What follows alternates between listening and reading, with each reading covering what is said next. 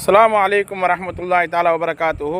இறை தூதர் நபிகள் நாயகம் ஸல்லல்லாஹு அலைஹி வஸல்லம் அவர்கள் கூறியிருக்கின்றார்கள், இம்மண்ணில் வாழக்கூடிய ஒருவர் தன்னுடைய பாவத்தை மன்னிக்க வேண்டும் என்று யார் நினைக்கின்றாரோ அவர் இந்த ஜிக்ரை ஓதி கொள்ளட்டும். இந்த ஜிக்ரை அவர் ஓதினால் அவர் கடல் நுரையளவு பாவம் செய்திருந்தாலும் சரி, அல்லாஹ் தஆலா அதை மன்னித்து விடுகின்றான்.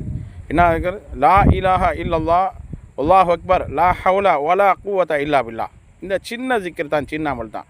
நீங்கள் கடல் நுரையளவு பாவம் செய்திருந்தாலும் சரி, அல்லாஹ் தஆலா அதை மன்னித்து விடுகிறான் ஹதீஸுடைய கருத்து.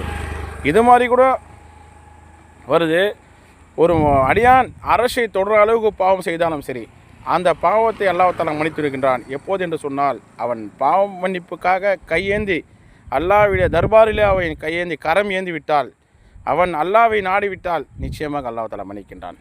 அல்லாஹ் தஆலா மன்னிப்பு தேடுவர்கள் அல்லாஹ் தஆலா விரும்புகின்றான். ஆனால் பாவம் மன்னிப்பு தேடாத